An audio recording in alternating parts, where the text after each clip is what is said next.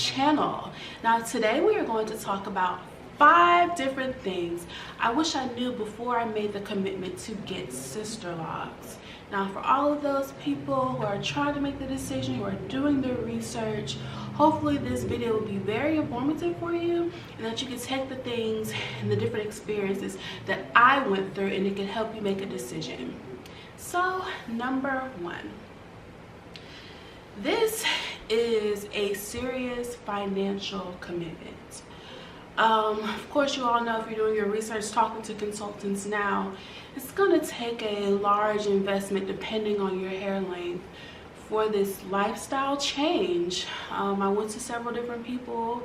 My hair was 14 inches, so you can only imagine how much I paid. But I did not want to cut my hair. I wanted to keep as much length as I could.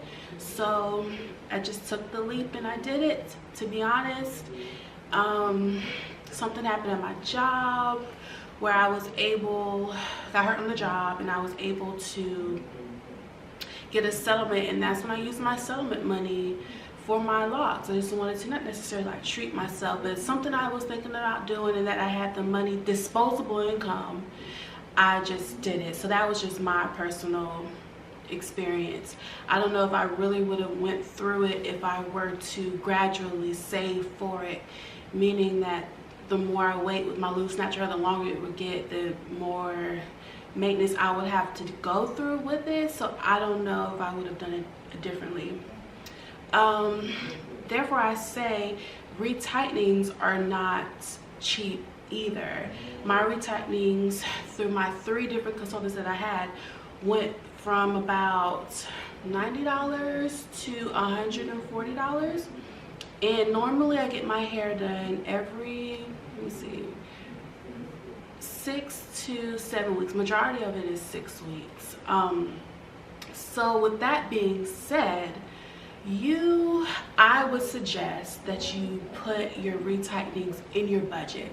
Think of it as just another bill that you need. So you have your mortgage or rent, lights, cell phone bill, internet, and the next on the list should be your retightenings. So it becomes more of a lifestyle change and not such a burden to carry financially. Okay. The second thing I think you should have in the back of your mind is just patience. It might take you a long time for your hair to lock. It took mine about almost 4 years for my entire head to lock. When I first got my locks, my hair was so stringy. I was embarrassed. I wore wigs, to be honest. When I was in pharmacy school, I wore wigs majority of the time. After I got my hair locked, because my head is too big to have stringy hair, in my opinion. So I know you might have your lock crushes now. Just be mindful that your hair may or may not look like that, or it may take some time for you to grow into your locks. So hopefully you can keep that in mind. So number 3 is shrinkage. Oh my God. For those of you who are loose natural right now looking at this, shrinkage does not go away with Sisterlocks, at least for me. Okay, for example, let me get a little closer. As you can see, I'm pulling. Look at this. This is ridiculous. I'm 4 years in and I'm still dealing with shrinkage. What you see right now is just my hair.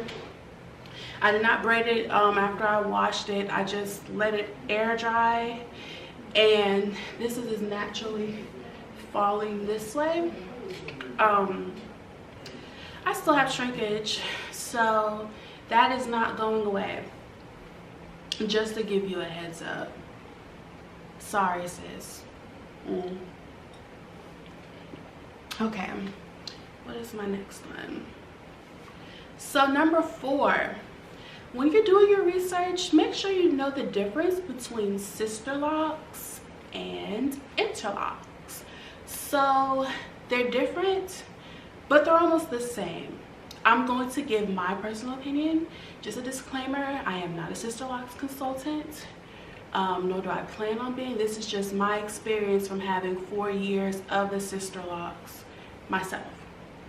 So my advice is, let me just put it this way, if you cannot afford Sisterlocks, I suggest you get Interlocks or Microlocks. Number one, your maintenance will be extremely cheaper, almost if not cut more than a half. Your installation will be cheaper. And if you get yourself somebody who cares about the grid, it's almost the same thing. For example, I have about 400 locks on my head, and I have Sisterlocks. My mother, she has Interlocks, she has about 200. Her locks are about a little over double of my size, so it's really not that big of a deal. That's one thing I wish I would have done, is did more research into micro and interlocks. But the one thing I love about Sisterlocks is what it's supposed to be, at least. You know what you're getting into. You know you're going to have the correct grid. You know you're going to have 400 plus locks in your head. You have an idea of what the whole thing is going to look like. And that's just the type of person that I am. I like to know what I'm getting into, and I was blessed to have a consultant to install my head that held up to the standard. She was able to do my hair in a day, thank God. She was able to make me feel comfortable.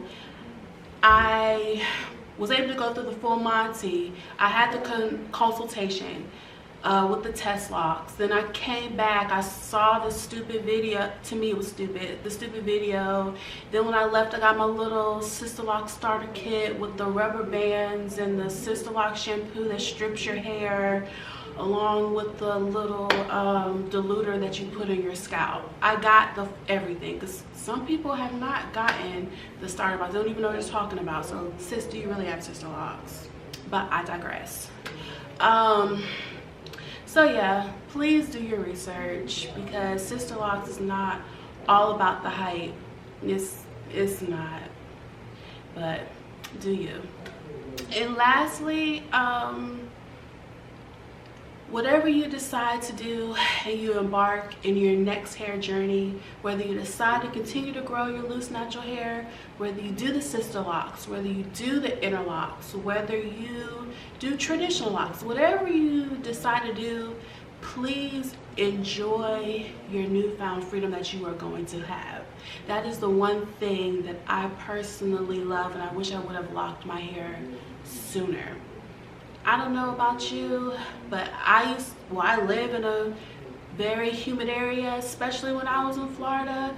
It would be ridiculous. Like, second thing I would do in the morning would check the humidity to see what percentage it was, and that depicted how I was going to do my hair. One time I straightened my hair and I had to walk up a hill to class, and I had to walk up the hill in a scarf because I knew I was not going to make it up that hill without my hair looking like a chia pet. And that's a shame. I felt like I was confined and just put in a box, and I had to plan everything around my hair. So just having this, being able to walk outside and, you know, it's drizzling, and I'm not worried about, you know, my roots frizzing up. I'm not worried about my curls dropping. It's like, oh, little rain, what is that gonna do? I'll be all right, you know? That freedom is worth everything, and I'm gonna have that freedom, you know, hopefully for the rest of my life, because I don't plan on combing out my locks anytime soon. So yeah, hopefully it wasn't too long for you guys. Hopefully you guys enjoy it. If you have any questions, please feel free to email me, leave a comment below, like, subscribe, all that good stuff. And once again, welcome to my channel, and thank you so much for taking the time out of your busy schedule to come to my channel and watch my video. But before I go, I'm gonna give you a little sneak peek or a little close-up of this 7-week retightening that I just got. So I don't think you understand. I was so happy I could see my roots. Oh, thank you, Jesus. I always do a side part, so let's do a flip. Oh yes, for that precision. Miss Frida did an amazing job. Oh my God. Let's do a flip here. Yes. So I'm just so excited. So I'm gonna flip like this. I could finally do like a turnaround for you guys.